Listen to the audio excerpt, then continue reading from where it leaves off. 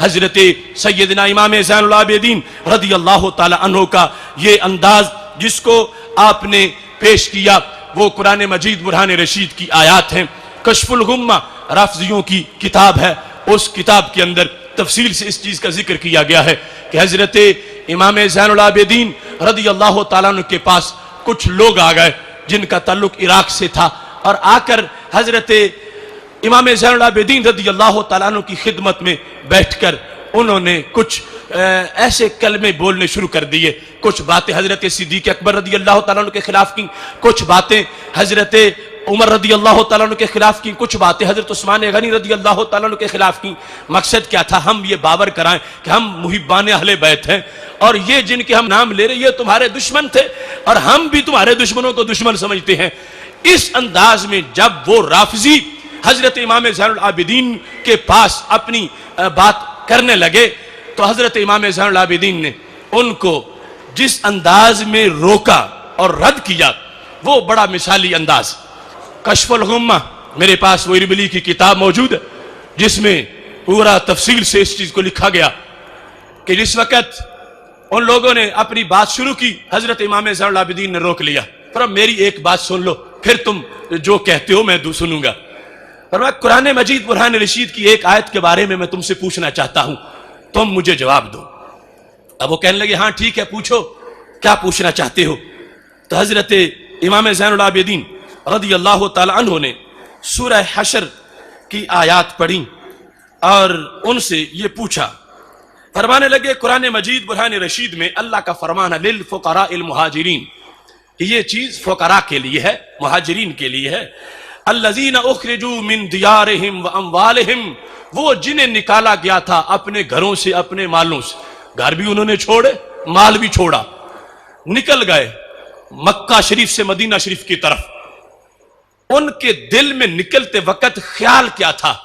کیا لالچ تھا کہ مدینہ شریف میں کوئی پلاٹ مل جائیں گے، یا مدینہ شریف میں کوئی اچھا کاروبار مل جائے گا، یا مدینہ شریف میں کوئی دنیاوی فائدہ مل جائے گا؟ فرمایا نہیں، رب نے ان کے دل کی گارنٹی دی ہے. کیا؟ فرمایا یبتغون فضلا من اللہ ورضوانا، اللہ فرماتا ہے کہ یہ دنیا کے لالچ میں نہیں نکلے، یہ تو میرا فضل ڈھونڈتے نکلے ہیں. تو اللہ تعالیٰ فرماتا ہے کیا ڈرپوک تھے یا یہ نڈر ہیں؟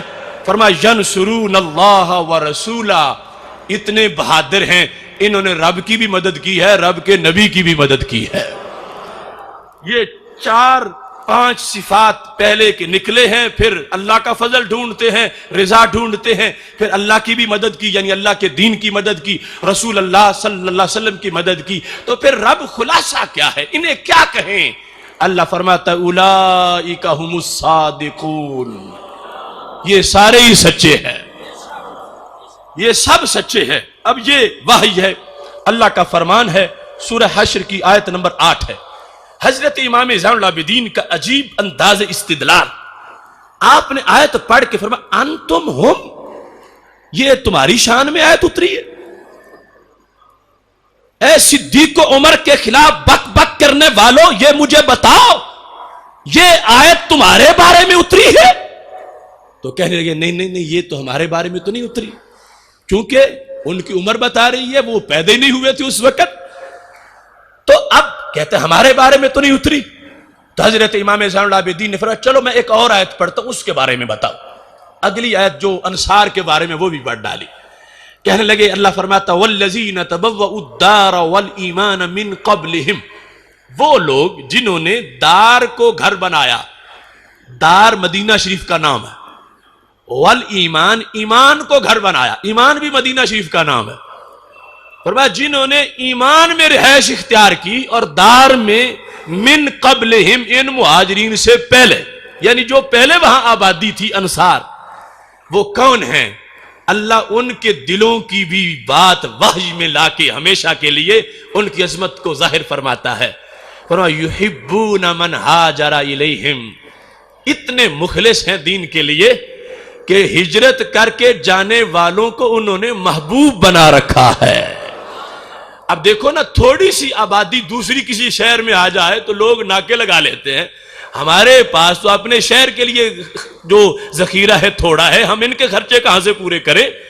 لیکن اللہ ان لوگوں کا اپنا نعرہ وہ تو علیحدہ رہ گیا، رب کہتا میں دل جانتا ہوں ان کے، کہ جب قافلے مکہ شریف سے چل کے مدینہ شریف پہنچے تو یہ انصار کے دل باغ باغ ہو گئے ہیں کہ محبوب کے ساتھ ہمارے مہمان آ گئے ہیں۔ یحبون من ہاجر الیہم، اگر دنیاوی خیال والے ہوتے تو کہتے یہ کیا ہو گیا ہے، اتنے اور آ گئے ہیں، ہم کیسے گزارا کریں گے۔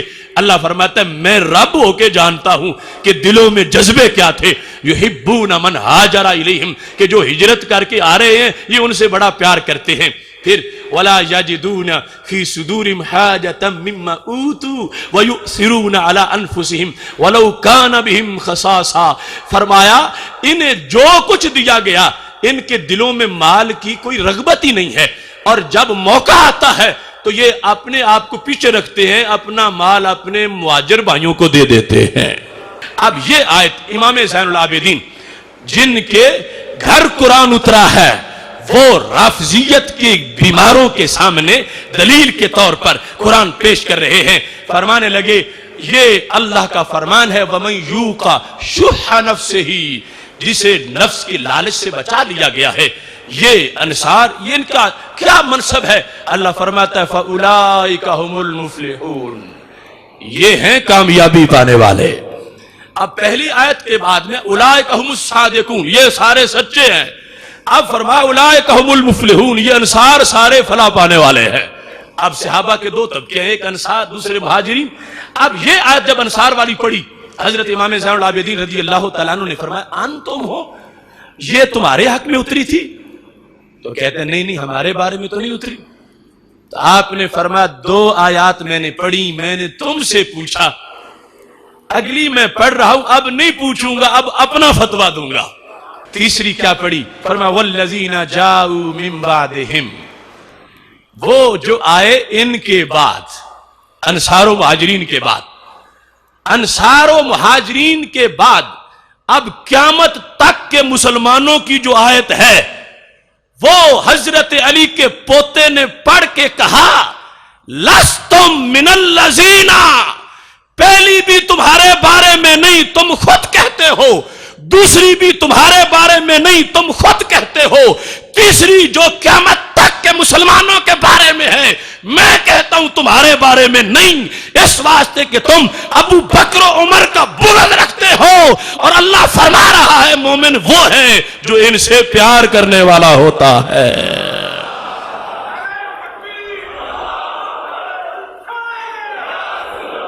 کیا والذین جاؤوا من بعدہم، جو آئے ان کے بعد، کہتے ہیں وہ کیا کہتے ہیں، ان کا ایمان کیا کہتے ہیں؟ یقولون، کہتے ہیں ربنا اغفر لنا، اللہ ہمیں بخش دے، ولاخواننا الذین سبقونا بالایمان، ہمارے ان بھائیوں کو بھی بخش دے جو حالت ایمان میں سبقت کر گئے، پہلے چلے گئے۔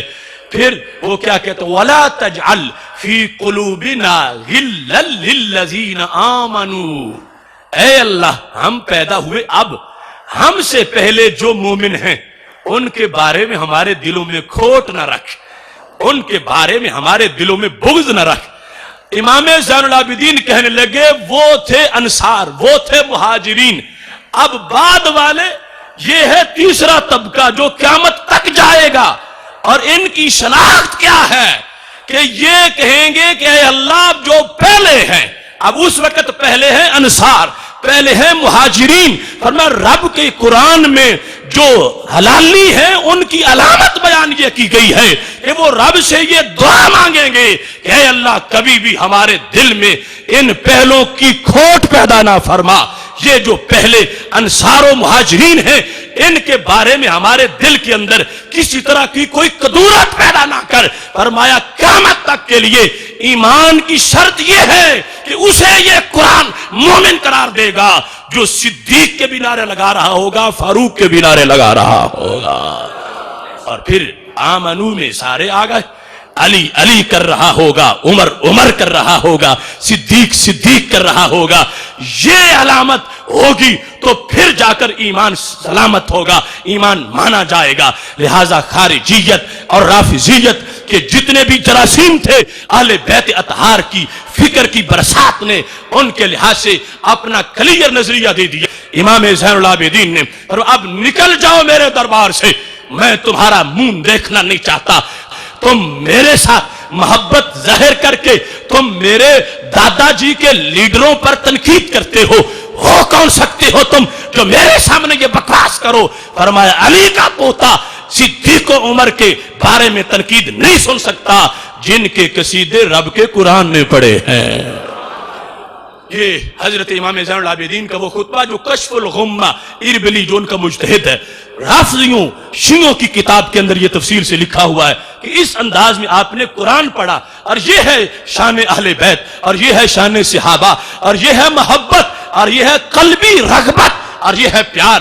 اگر ایسا معاملہ نہ ہوتا تو پھر کہتے چلو وہ چلے گا دنیا سے، اب نہ کوئی ان کا سن رہا ہے، یہ جو کچھ کہتے ہیں مجھے تو اپنا لیڈر بنا رہے ہیں نا، اور میرے سامنے اگر ان کو کچھ کہتے ہیں تو کہتے جائیں۔ نہیں، حضرت امام زین العابدین رضی اللہ تعالی عنہ نے اس سوچ کو کہ حب صحابہ کے نیچے، اس سوچ کو جس میں حب اہل بیت کے نیچے بغض صحابہ چھپا ہوا ہو، امام زین العابدین نے اس کو حب اہل بیت نہیں مانا، اس کو مسترد کر دیا، ان کو دربار سے نکال دیا۔ تم علی علی کر کے ان کے محبوبوں پہ تنقید کر رہے ہو، مجھے تمہاری محبت پسند نہیں ہے۔ اور یہ انداز آج اس کی ضرورت ہے۔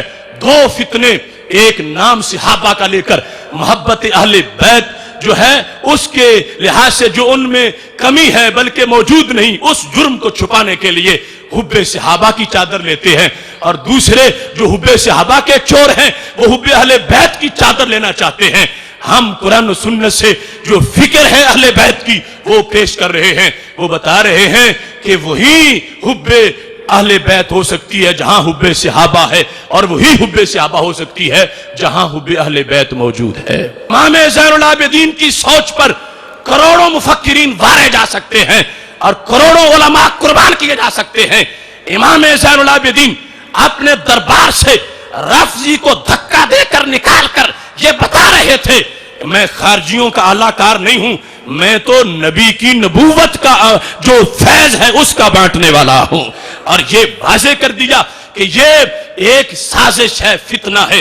خارجیت بھی کھوٹا سکہ، رافضیت بھی کھوٹا سکہ، اور دونوں کھوٹے سکے کے دو رخ ہیں، اور جو سچا سکہ چلنے والا ہے جنت میں اسے سنی کہا جاتا ہے۔ آج کوئی رافضیت سے پینگے چڑھانے کے لیے خارجیت کی وارننگ پر کہے کہ چونکہ خارجیت کا خطرہ بڑا ہے تو میں رافضیت کی گود میں بیٹھ گیا ہوں، ہم کہہ رہے ہیں جیسے خارجیت فتنہ ہے ایسے رافضیت بھی فتنہ ہے۔ اہل سنت کے لیے یہ جائز نہیں کہ رافضیوں سے ڈر کے خارجیوں کی گود میں بیٹھے یا خارجیوں سے ڈر کے رافضیوں کی گود میں بیٹھے۔ ہمیں کسی کی گود میں جانے کی ضرورت نہیں ہے، ماہ مدینہ اپنی تجلی عطا کرے۔ یہ ڈھلتی چاندنی تو پہر دوپہر کی ہے، نہ ہمیں ایران کے پیسے کی ضرورت ہے نہ سعودی کے ریال کی ضرورت ہے، ہمیں اپنے محبوب کے حسن و جمال کی ضرورت ہے۔